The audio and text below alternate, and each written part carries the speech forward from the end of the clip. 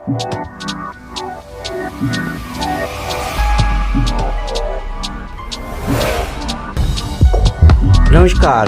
आईना India news में आपका स्वागत है। दर्शकों, जैसा कि आप जानते हैं कि पिछले दिनों महिला आरक्षण बिल पर भाजपा ने संसद में विशेष सत्र बुलाई थी, जिसमें जमकर हंगामा हुआ था। फिर भाजपा ने उस बिल को लागू करने के बजाय उसे फिर से संसद के लॉकर में डाल दिया। दरअसल 5 राज्यों के चुनाव के मद्देनजर भाजपा उस बिल को पिटारे से बाहर निकाला है, जो 2023 में सर्वसहमति से नारी शक्ति वंदना के नाम से पेश कर दिया गया था। लेकिन भारत की नारियों का दुर्भाग्य कहें या भाजपा ने अपने मनवादी मानसिकता के तहत उसे सभी राज्यों में लागू करने के बजाय संसद के लॉकर में बंद कर दिया। अब जब 5 राज्यों में विधानसभा चुनाव आया है तो फिर जिनको पिटारी से निकाला, और निकालने का मकसद ये था कि एक हंगामा हो, विपक्ष को बदनाम करना और वोट बैंक बनाना। इसीलिए उन्होंने आरक्षण बिल पे विशेष सत्र बुलाकर विपक्ष को जनता के कटघरे में खड़ा कर दिया। वो श्रेय लेना चाह रहे थे,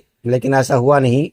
विपक्ष ने महिला आरक्षण को महिलाओं के लिए चुनावी लॉलीपॉप बताते हुए सरकार को आड़े हाथ दिया। उस हंगामे के दौरान विपक्ष ने महिलाओं को आरक्षण देने का विरोध नहीं किया, बल्कि 2023 में जो महिला सशक्तिकरण और आरक्षण के नाम पे नारी शक्ति वंदना अधिनियम के संविधान का 106वां संशोधन अधिनियम विधायक सर्वसहमति से पारित किया गया था, उसे लागू करने के लिए विपक्ष ने एक ध्वनि मत होकर के आवाज उठाई। इस संसद में हंगामा का मतलब ये था।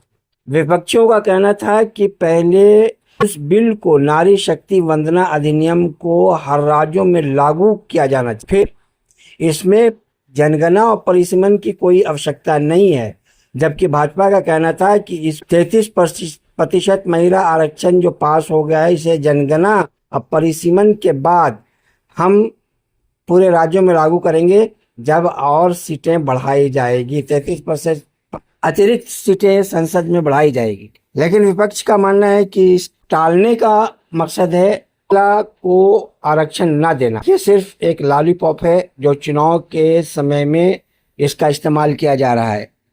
इसी संदर्भ में कांग्रेस महासचिव और सांसद प्रियंका गांधी वाड्रा ने प्रेस कॉन्फ्रेंस कहकर के सुना है, उसको सुनिए।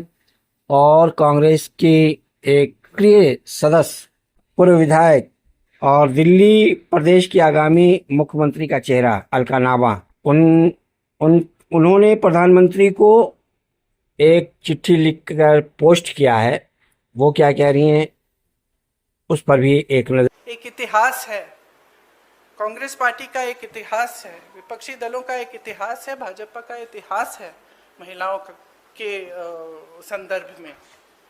और वो इतिहास बहुत स्पष्ट है। आपके खड़े होने से, सदन में उसका विपरीत कहने से कोई फर्क नहीं पड़ता। महिलाएं देख रही हैं, उन्नाव को देखा, हाथरस को देखा, ओलंपिक की खिलाड़ियों को देखा, यहीं दिल्ली में सड़क पर बैठी थी, किसने पूछा उनको? मणिपुर में महिलाओं को देखा, किसने पूछा? और आज आप संसद में खड़े होकर कह रहे हैं हम मसीहा बनना चाहते हैं महिलाओं के। आप सभी बहनों को मेरा नमस्कार। मैं अलका लांबा, अखिल भारतीय महिला कांग्रेस की राष्ट्रीय अध्यक्ष, भारत की राजधानी दिल्ली में खड़ी हूँ। मेरे हाथ में एक पोस्ट कार्ड है जो देश के प्रधानमंत्री नरेंद्र मोदी जी के नाम पर है, उनके पते पर है। प्रधानमंत्री जी का पता है 7 लोक कल्याण मार्ग दिल्ली 11 पर। और इस पोस्ट कार्ड पे लिखा है नारी शक्ति वंदन अधिनियम 2023 लागू करो, आज करो, अभी करो।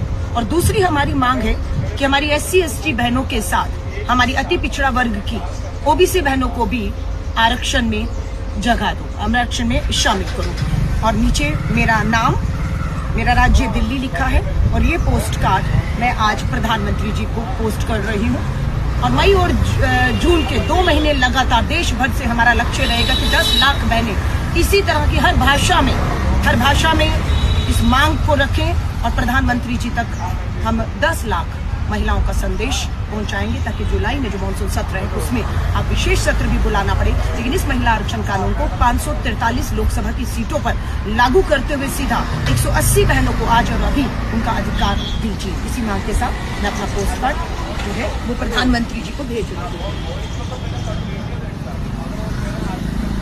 जय हिंद, जय भारत।